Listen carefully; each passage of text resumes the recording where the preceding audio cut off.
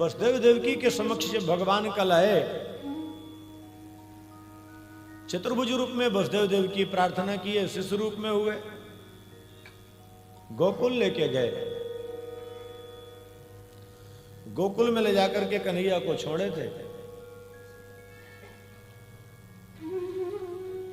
और वहां से योग माया को लेके आए।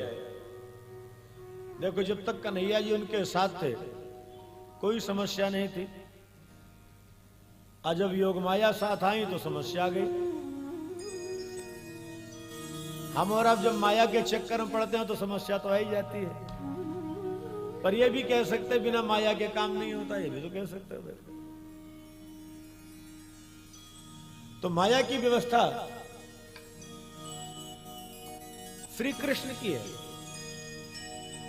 वो कैसे करेंगे, क्या करेंगे। यहां ब्रजवासियों को जब पता चला नंद क्या लाला हुआ है, तो सारे के सारे ब्रजवासी हमारी खुशी को उछल पड़े थे। और यहां भी कल नंद बाबा, यशोदा, गोप गोपियां जितने थे, खूब कोई बांसुरी लेके मटक रहा है, कोई कुछ। कई भक्तों को देखा वैसे बोले पैरों में दर्द, नहीं उठ सकते। और जब बधाई का नंबर आया तो पहले वही कूद रहे थे। यही तो कन्हैया की मस्ती है। अरे बाबा, कन्हैया के उत्सव में थोड़े समय के लिए सम्मिलित हुए तो सारा दर्द गायब हो गया। और अपने जीवन में उसके उत्सव को भर लो तो दर्द तो अपने आप चला जाएगा। दर्द तो कहीं रहेगा नहीं, न कमर का न सिर का, सब गायब हो जाएगा। क्यों? दर्द की दवा तो उसी के पास है। ब्रज 84 कोष के ब्रजवासियों को जब पता चला था, सब के सब बड़ा महामहोत्सव मनाए। आइए सुखदेव जी के शब्दों में आनंद ले, फिर बधाई में चले। श्री शुक उवाच नंदस्त्वात्मजोत्पन्ने जाताह्लादो महामना आहूय विप्रान वेदज्ञान स्नातः सुचिरलंकृतः वाचयित्वा स्वस्त्ययनं जात कर्मात्मजस्य वै कारयामाश विधिवत् पितृदेवार्चनं यथा धेनूनां नियुते प्रादात् विप्रेभ्यः शमलं कृते तिलाद्रेन सप्तरत्नौघ शातकंभाम्बराव्रता। बाबा को जब पता लगा कि मेरे यहाँ लाला का जन्म हुआ है, तो बाबा हमारे खुशी को उछल पड़े। 80 वर्ष के बाबा ऐसे उछले जैसे 16 साल का बच्चा हो। कल यहां भी देख रहा था, कल तो रात तक खूब ठुमका लगा के भाई लोग एक दूसरे का हाथ पकड़ के मटक रहे थे। लगे नहीं रहता कि ये बूढ़े हो गए, लगता था कि सब जवान हो रहे हैं क्या। बोले एक और हो जाए, एक और हो जाए। यही तो कृष्ण के आनंद की मस्ती है। बाबा हमारी खुशी को उछल पड़े। बाबा दिव्य श्रृंगार किए। सबसे पहले गए ब्राह्मण देवताओं के पास। देखो, हमारे जीवन में जो प्रसन्नता की शुभ घड़ी आती है ना, तो कहीं न कहीं भगवान के भक्त की कृपा होती है। पैसे से सब कुछ मिल सकता है, मैं ये मानता हूं, लेकिन एक बात ध्यान रखना, पैसे से आनंद नहीं मिल सकता। आनंद पाने के लिए भगवान के किसी भक्त के पास जाना पड़ेगा। कन्हैया का कोई भक्त माध्यम बनेगा तभी आनंद मिलेगा। ये सारी व्यवस्था है, एयर कंडीशन है, सब कुछ है, पर जो यहां बैठ करके आनंद मिल रहा खाली इससे तो नहीं मिल रहा ना। माध्यम कोई ना कोई तो है कि नहीं। तो जीवन में जिसके माध्यम से आनंद मिलता है, कोई शुभ समाचार हो उसके पास लेके जाना चाहिए। बाबा ने सोचा विप्र देवताओं की कृपा हुई मेरे पर, ब्राह्मणों की कृपा, ब्राह्मणों के पास पहुंचे, जाके लंबा साष्टांग दंडवत। ब्राह्मण देवता समझ गए जब यजमान प्रणाम करता है तो पता चल जाता है कि ये प्रसन्न मन से कर रहा है या वो पता चल जाता है। क्यों? जो इसका ये ललाट है ना, ये दर्पण है। इसीलिए भगवान के जो साधक होते हैं ना, पूरे ललाट को चंदन से रंगे रहते हैं। कोई समझ ही नहीं पाएगा कि क्या कर रहे हैं क्या नहीं कर रहे। और आप लोगों को तो चंदन लगाने में तो संकोच नहीं होता होगा, रोज लगाते ही होंगे, या भगवान जाने या आप लोग जानो, पर कम से कम थोड़ा सा तिलक तो लगा लिया करो भाई, जरूरी है। भगवान के परम भक्त ब्राह्मण देवता लोग समझ गए। बाबा आनंद ने कहा, गुरुदेव आप सबकी कृपा से मेरे यहां दिव्य लाला का जन्म हुआ है। ब्राह्मणों ने कहा, बधाई हो। बोले महाराज ऐसी बधाई ना, पहले चलो घर। सबके सब ब्राह्मण देवता आए हैं बाबा आनंद के यहां, शांति पाठ करते हैं, मंत्रोच्चारण करते हैं। बधाई की याचना की, बाबा भंडार खोल दिए। बाबा भंडार खोल दिए। बाबा भंडार क्यों खोल दिए? बाबा समझ गए कि धन ये मेरा नहीं है, धन किसका है? कृष्ण का है। और उत्सव किसका है? कृष्ण का। जितना जिसको देना उतना उसको देगा, जितना जिसको लेना उतना ले, हम बीच में काहे को पड़े। एक बात ध्यान रखना, दानी कहलाना सरल है, लेकिन दानी बनना बड़ा कठिन है। क्या बात है, आज निद्रा भगवती आ रही है। सोचते होंगे किनारे बैठे नहीं देखेंगे, पर हमारी भी कमजोरी है। जहां लोग झूला लिए कि पहले आंख पहुंच जाती, झूला झूल रहे हैं क्या? एक बार अर्जुन ने कहा था श्री कृष्ण से, केशव आप ये बताओ, जब देखो दानवीर कर्ण दानवीर कर्ण दानवीर कर्ण की बात करते हो, क्या हम दान नहीं करते?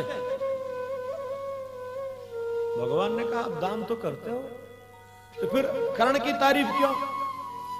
कन्हैया ने कहा चलो देखते हैं। अर्जुन एक जगह घूम के आते हैं। भगवान आगे बढ़े, एक पर्वत को भगवान स्वर्णमय कर दिए। भगवान ने कहा अर्जुन,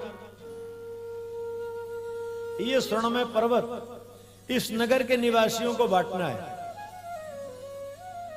इनको बांटो।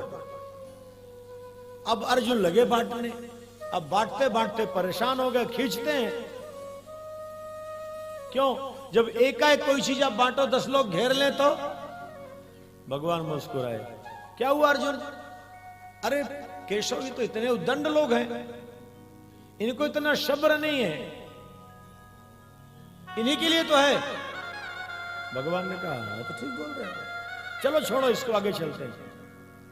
आगे बढ़े, कर्ण को बुलाए, फिर स्वर्ण का पर्वत प्रकट किए, नगर के नर नारी आए। भगवान ने कहा कर्ण, ये जो पर्वत है सोने का, नगर के लोगों को बांटना है। नगर के लोग आ गए, कर्ण भी खड़े हैं। तो कर्ण ने कहा केशव, नगर के लोगों को बांटना है ना, तो मेरा इसमें क्या मतलब है? नगर के लोगों से कहते हैं जिसको जितना चाहिए ले लो, और कर्ण मुस्कुराते चले गए। बात समझ में आई कि नहीं आई? नहीं आई अभी, धीरे समझ में आएगी। जब ये पर्वत सोने का नगर के लोगों के लिए है, भगवान कह दिए, ठीक, और नगर के लोग भी खड़े हैं, पर्वत भी वहीं खड़ा है, तो अर्जुन को क्या आवश्यकता थी बांटने की? जिसको जितना चाहिए ले लो। लेकिन अर्जुन बांटने लगे, नहीं मैं बांटूंगा, इनको मैं दूंगा, तो दुर्गति हो गई। और कर्ण के सामने ये प्रस्ताव आया, तो कर्ण ने कहा अरे पर्वत सोने का मिलना नगर के लोगों को है, दे आप रहे हो, तो मैं बीच में काहे को टांग अड़ाऊं बांटने के चक्कर में? जिसको जितना चाहिए लो, मैं तो निश्चिंत होकर के अब बात समझ में आई कि नहीं आई? आ गई? अब आई, पहले नहीं आई थी। हमारे आपके पास जो भी है कौन दिया है? कृष्ण। उसमें से कितना किसको कहां कैसे देना है, यह व्यवस्था किसकी है? कृष्ण की। जब सारी व्यवस्था उसको करनी है, वही दे रहा है, वही ले रहा है, वही दिला रहा है, तो हम बीच में काहे को मालिक बन के पसीना पोछे भाई? बात समझ में आई? आज बाबानंद भी यही किए। बाबानंद किसी को बधाई नहीं दे रहे हैं, दरवाजा खोल दिए, जिसको जो चाहिए ले लो। क्यों? देना है कृष्ण को और लेना है कृष्ण के भक्तों को। संपत्ति है कृष्ण की, मैं बीच में काहे को पिसूं भाई, काहे को अपनी दुर्गति कराऊं? मैं तो बैठे बैठे आनंद लूंगा। अब बात आई समझ में? अब आई है। यही है कमजोरी। अब जब बाबा भंडार खोल दिए, कुबेर लज्जित हो गए। बाबा पगला गए क्या? खजाना खाली नहीं हो जाएगा? भगवती लक्ष्मी ने कहा मेरे रहते खजाना खाली होगा। भगवती लक्ष्मी अष्ट सिद्धियों के साथ बैठ गई, और जहां भगवती लक्ष्मी अष्ट सिद्धियों के साथ बैठ जाएं, वहां भंडार खाली हो जाएगा। आज विज्ञान का युग है, लेकिन कोई वैज्ञानिक सोचे कि मैं सागर का सारा जल निकाल करके खाली कर दूंगा, तो पूरे विश्व के मोटर लगा ले, सागर कभी नहीं होगा। उसी प्रकार जब हमारी आपकी वृत्ति, मैं जो समझा रहा हूं आपको, हमारी आपकी जब वृत्ति भगवान के प्रति, दान के प्रति ये हो जाएगी, तो हमारे आपके जीवन में कभी कोई कमी आएगी ही नहीं। लेकिन एक बड़ी विलक्षणता वहां, बधाई तो लेते हैं, बधाई लेते हैं, और बधाई लेने के बाद एक दूसरों को पकड़ाते रहते हैं। ब्रज की गोपियां, ब्रज 84 के ग्वालवाल,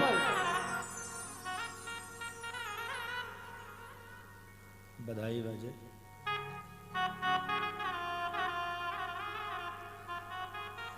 भगवान श्री कृष्ण के उत्सव में 6 दिन तक बधाई चली है। अब थोड़ा बधाई का आनंद ले लेते हैं, 2 भजनों का, फिर आगे की लीला में चलते हैं। ब्रज 84 कोष के ब्रजवासी, जिसके पास जो पकवान है वही लेके आ रहे हैं। कन्हैया ये नहीं कहता कि अमुक वस्तु लेके आओ, जो है वही लाओ, पर जो लाओ भाव से लाओ। बिना भाव के तो मानव भी आपके द्वार में नहीं आएगा। क्या आएगा? आप किसी व्यक्ति से बात करो और आपकी बातों को महत्व न दे, आपकी बातों पर भाव न दे, उससे दोबारा बात करोगे? उसके यहां जाओगे? तो जब आपको कोई भाव नहीं देता तो आप उसके यहां नहीं जाते। जब कन्हैया को भाव नहीं दोगे तो कन्हैया क्यों आएगा? ब्रज 84 कोष की गोपियां सबके सब श्रृंगार करके चल रही हैं। कहां? गोकुल की ओर। यहां की गोपियां तो थकी हुई हैं, इनको नहीं कहेंगे गोकुल की ओर जाने के लिए।